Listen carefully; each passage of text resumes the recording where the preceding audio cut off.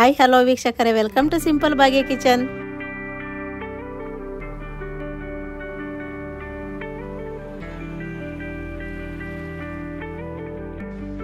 ಇವತ್ತು ನಾನು ನಿಮ್ಗೊಂದು ಆರೋಗ್ಯಕರವಾದಂಥ ದಂಟಿನ ಸೊಪ್ಪಿನ ಪಲ್ಯ ಹೇಗೆ ಮಾಡೋದಂತ ತೋರಿಸ್ತೀನಿ. ಮಕ್ಕಳಿಗೂ ದೊಡ್ಡವರು ಚಿಕ್ಕವರು ಎಲ್ಲರಿಗೂ ತುಂಬ ಇಷ್ಟ, ಮತ್ತು ಸೊಪ್ಪು ತಿಂದರೆ ಅಷ್ಟು ಆರೋಗ್ಯಕ್ಕೆ ಒಳ್ಳೆಯದು. ಹಾಗಾಗಿ ಇವತ್ತು ನಾನು ದಂಟಿನ ಸೊಪ್ಪಿನ ಪಲ್ಯ ಹೇಗೆ ಮಾಡೋದಂತ ತೋರಿಸ್ತೀನಿ, ನೋಡೋಣ ಬನ್ನಿ. ದಂಟಿನ ಸೊಪ್ಪಿನ ಪಲ್ಯ ಮಾಡೋದಕ್ಕೆ ನಾನು ನೋಡಿ ದಂಟಿನ ಸೊಪ್ಪು ತಗೊಂಡಿದ್ದೀನಿ. ಇದನ್ನು ಸಣ್ಣದಾಗಿ ಹಚ್ಚಿಟ್ಕೊಂಡು ಬರ್ತೀನಿ. ನಾನು 2 ಕಟ್ ದಂಟಿನ ಸೊಪ್ಪು ಹಚ್ತಾ ಇದ್ದೀನಿ. ಇವತ್ತು ತೋರಿಸೋದು ಮಾತ್ರ ಸ್ವಲ್ಪ ತೋರಿಸಿದ್ದೀನಿ. 2 ಕಟ್ ದಂಟಿನ ಸೊಪ್ಪು ಹಚ್ಕೊಂಡು ಬರ್ತೀನಿ. ನೋಡಿ 2 ಕಟ್ಟು ಸೊಪ್ಪು ಸಣ್ಣದಾಗಿ ಹಚ್ಚಿ ರೆಡಿ ಮಾಡಿ ಇಟ್ಕೊಂಡಿದ್ದೀನಿ. ಇದನ್ನು ಚೆನ್ನಾಗಿ ಒಂದು 2 ರಿಂದ 3 ಬಾರಿ ಚೆನ್ನಾಗಿ ವಾಶ್ ಮಾಡ್ಕೊಂಡು ಬರೋಣ. ಒಂದು 6 ಈರುಳ್ಳಿ ತಗೊಂಡು ಸಣ್ಣದಾಗಿ ಉದ್ದಕ್ಕೆ ಹಚ್ಚಿಟ್ಕೊಂಡಿದ್ದೀನಿ. ಹಾಗೆಯೇ 1 ಟೊಮೆಟೊ ತಗೊಂಡು ಅದನ್ನು ಸಣ್ಣದಾಗಿ ಹಾಕಿಟ್ಕೊಂಡಿದ್ದೀನಿ. ಒಗ್ಗರಣೆಗೆ ಸ್ವಲ್ಪ ಒಣಮೆಣಸಿನ್ಕಾಯಿ ತಗೊಂಡು ಕಟ್ ಮಾಡಿ ಇಟ್ಕೊಂಡಿದ್ದೀನಿ. ಸಾಸಿವೆ, ಜೀರಿಗೆ, ಅರಿಶಿನ ಪುಡಿ, ಉಪ್ಪು, ಹಾಗೆ ಕಡಲೆಬೇಳೆ ಮತ್ತು ಉದ್ದಿನಬೇಳೆ 2 ಟೀ ಸ್ಪೂನು ನೆನೆಸಿಟ್ಟಿದ್ದೀನಿ. ಒಂದು 10 ನಿಮಿಷ ನೆನೆಸಿಟ್ಟಿದ್ದೀನಿ.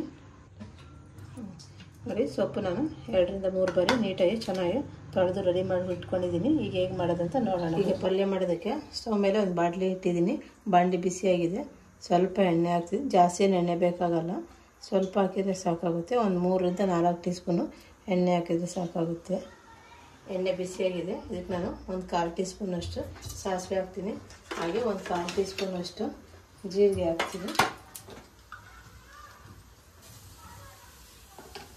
ಜೀರಿಗೆ ಮತ್ತು ಸಾಸಿವೆ 2 ಚಟಪಟ ಅನ್ನಲಿ. ಸಾಸಿವೆ ಮತ್ತು ಜೀರಿಗೆ 2 ಚಟಪಟ ಅಂತಿದೆ ನೋಡಿ. ಈಗ ಇದಕ್ಕೆ ನಾನು ಹಚ್ಕೊಂಡಂಥ ಈರುಳ್ಳಿ ಹಾಕ್ತಾಯಿದ್ದೀನಿ.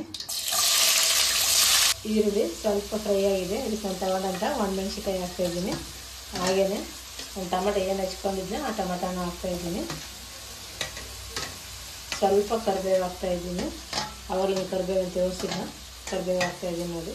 ಎಲ್ಲ ಹಾಕಿ ಚೆನ್ನಾಗಿ ಫ್ರೈ ಮಾಡೋಣ. ಈರುಳ್ಳಿ ಮತ್ತು ಒಣಮೆಣಸಿನ್ಕಾಯಿ ಎಲ್ಲ ಚೆನ್ನಾಗಿ ಟೊಮೆಟೊ ಎಲ್ಲ ಫ್ರೈ ಆಗಿದೆ. ಈಗ ನಾನು ಒಂದು 2 ಟೀ ಸ್ಪೂನಷ್ಟು ಮತ್ತು ಕಡಲೆಬೇಳೆ ಮತ್ತು ಒಂದು 2 ಟೀ ಸ್ಪೂನಷ್ಟು ಉದ್ದಿನಬೇಳೆ ನೆನೆಸಿಟ್ಟಿದ್ದೆ, ಅದನ್ನು ಹಾಕ್ತಾಯಿದ್ದೀನಿ ನೋಡಿ. ಇದು ಬಾಯಿ ಸಿಗುತ್ತೆ, ತುಂಬ ಚೆನ್ನಾಗಿರ್ತದೆ. ಹಾಗೆ ಪ್ಲೈನಾದರೂ ಮಾಡ್ಕೋಬೋದು. ಇಲ್ಲ ಈ ಥರ ಸ್ವಲ್ಪ ಕಡಲೆಬೇಳೆ ಉದ್ದಿನಬೇಳೆ ಹಾಕಿದ್ರೆ ಇನ್ನೂ ಟೇಸ್ಟು ಸ್ವಲ್ಪ ಜಾಸ್ತಿನೇ ಆಗುತ್ತೆ. ಹಾಗಾಗಿ ನಾನು 2 ಹಾಕಿ ಒಂದು 5 ನಿಮಿಷ ಇದನ್ನು ಬೇಯಿಸೋಣ. ಕಡಲೆಬೇಳೆ ಉದ್ದಿನಬೇಳೆ 2 ಒಂದು 2 ನಿಮಿಷ ಬೆಂದಿದೆ. ಈಗ ನಾನು ಇದಕ್ಕೆ ಒಂದು 1/4 ಟೀ ಸ್ಪೂನಷ್ಟು ಅರಿಶಿನ ಪುಡಿ ಹಾಕ್ತಿದ್ದೀನಿ. ಹಾಗೆ ಉಪ್ಪು ಹಾಕೋಣ. ಈರುಳ್ಳಿ ಮತ್ತು ಟೊಮೆಟೊ ಸಾಫ್ಟಾಗಿ ಬೇಯುತ್ತೆ. ಹಾಗಾಗಿ ರುಚಿ ತಕ್ಕಷ್ಟು ಸೊಪ್ಪು ನೀವು ಎಷ್ಟು ತಗೊಂಡಿರ್ತೀರಿ ಅದನ್ನ ನೋಡ್ಕೊಂಡು ನೀವು ಉಪ್ಪು ಹಾಕ್ಕೊಳ್ಳಿ. ಇಲ್ಲಾಂದರೆ ನೀವು ಸೊಪ್ಪು ಹಾಕಿದ ಮೇಲೆ ಅದು ಉಪ್ಪು ಹಾಕ್ಬೋದು. ನಾನು ಇಲ್ಲೇ ಉಪ್ಪು ಹಾಕ್ತಾಯಿದ್ದೀನಿ. ಎಲ್ಲ ಹಾಕಿ ನೀಟಾಗಿ ಮಿಕ್ಸ್ ಮಾಡೋಣ.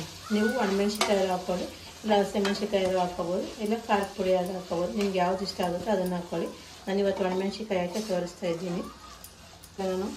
ಈಗ ನಾನೇನು ಸೊಪ್ಪು ವಾಶ್ ಮಾಡಿಟ್ಟಿದ್ನಲ್ಲ ಆ ಸೊಪ್ಪು ಹಾಕ್ತಾಯಿದ್ದೀನಿ ನೋಡಿ. ದಂಟಿನ ಸೊಪ್ಪು ತುಂಬ ಚೆನ್ನಾಗಿರ್ತದೆ. ದಂಟಿನ ಸೊಪ್ಪಿನ ಪಲ್ಯ ನಾವು ಚಪಾತಿ ಜೊತೆನಾದ್ರು ತಿನ್ಬೋದು, ದೋಸೆ ಜೊತೆನಾದ್ರು ತಿನ್ಬೋದು. ಸೊಪ್ಪೆಲ್ಲ ಹಾಕಿದ್ದಾಗಿದೆ. ಈಗ ನೀಟಾಗಿ ಮಿಕ್ಸ್ ಮಾಡೋಣ. ನಾನೇನು ಒಗ್ಗರಣೆ ಹಾಕಿದ್ದೀನಿ ಅದ್ರ ಜೊತೆ ಈ ಸೊಪ್ಪನ್ನ ಮಿಕ್ಸ್ ಮಾಡೋದು. ಯಾವುದೇ ರೀತಿ ನೀರು ಏನು ಹಾಕ್ತಾಯಿಲ್ಲ, ಸೊಪ್ಪಲ್ಲೇ ನೀರಿರುತ್ತೆ. ಹಾಗಾಗಿ ನಾನು ಪಲ್ಯಕ್ಕೆ ನೀರೇನು ಹಾಕ್ತಾಯಿಲ್ಲ. ಹಾಗೆ ನೀಟಾಗಿ ಎಣ್ಣೆಗೆ ಬೇಯಿಸೋಣ. ನೀಟಾಗಿ ಎಲ್ಲ ಮಿಕ್ಸ್ ಮಾಡಿ ಒಂದು 5 ನಿಮಿಷ ಕ್ಯಾಪ್ ಮುಚ್ಚಿಬಿಟ್ಟು ಬೇಯಿಸೋಣ ನೋಡಿ. ಒಂದು 5 ನಿಮಿಷ ಚೆನ್ನಾಗಿ ಬೇಯಿಸಿದ್ವಿ. ಇವಾಗ ಓಪನ್ ಮಾಡ್ತಾಯಿದ್ದೀನಿ. ಎಷ್ಟು ಸೊಪ್ಪಿತ್ತು, ಎಷ್ಟು ಕಮ್ಮಿ ಆಗಿದೆ, ಚೆನ್ನಾಗಿ ಬೆಂದು ರೆಡಿಯಾಗಿದೆ. ಈಗ ಲಾಸ್ಟಲ್ಲಿ ಇದಕ್ಕೆ ನಾನು ಒಂದು ಅರ್ಧ ತೆಂಗಿನಕಾಯಿನ ತುರಿದಿಟ್ಕೊಂಡಿದ್ದೆ. ಹಸಿ ತೆಂಗಿನಕಾಯಿ ತುರಿನ ಅದು ಹಾಕ್ತಾಯಿದ್ದೀನಿ ನೋಡಿ. ತೆಂಗಿನಕಾಯಿ ಎಲ್ಲ ಹಾಕಿದ್ದೀನಿ. ಒಂದು 2 ಸೆಕೆಂಡ್ ತೆಂಗಿನಕಾಯಿ ಹಾಕಿದ್ಮೇಲೆ ನೀಟಾಗಿ ಮಿಕ್ಸ್ ಮಾಡೋಣ ನೋಡಿ. ಎಲ್ಲ ನೀಟಾಗಿ ಮಿಕ್ಸ್ ಮಾಡಿದ ರೆಡಿಯಾಗಿದೆ.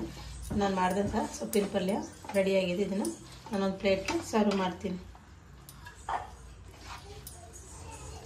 ನೋಡಿದ್ರಲ್ಲ ವೀಕ್ಷಕರು, ಇವತ್ತು ನಾನು ಯಾವ ರೀತಿ ದಂಟಿನ ಸೊಪ್ಪಿನ ಪಲ್ಯ ಮಾಡಿದೆ ಅಂತ. ನೀವು ಇದೇ ರೀತಿ ಟ್ರೈ ಮಾಡ್ತೀರಲ್ವ, ಒಮ್ಮೆ ಟ್ರೈ ಮಾಡಿ ಹೇಗೆ ಬಂದಿದೆ ಅಂತ ಕಮೆಂಟ್ ಮಾಡಿ. ಹಾಗೆ ಲೈಕ್ ಮಾಡಿ, ಶೇರ್ ಮಾಡಿ. ನಮ್ಮ ಚಾನಲ್ನ ಯಾರೆಲ್ಲ ಸಬ್ಸ್ಕ್ರೈಬ್ ಮಾಡ್ಕೊಂಡೆಲ್ಲ ನೋಡ್ತಾ ಇದ್ದೀರಾ ಅಂತಾರೆ, ದಯವಿಟ್ಟು ನಮ್ಮ ಚಾನಲ್ನ ಸಬ್ಸ್ಕ್ರೈಬ್ ಮಾಡ್ಕೊಂಡು ನೋಡಿ. ಹಾಗೆ ಪಕ್ಕದಲ್ಲಿರೋ ಬೆಲ್ ಐಕನ್ ಬಟನ್ ಕ್ಲಿಕ್ ಮಾಡಿ ಆಲ್ ಅಂತ ಸೆಲೆಕ್ಟ್ ಮಾಡಿ.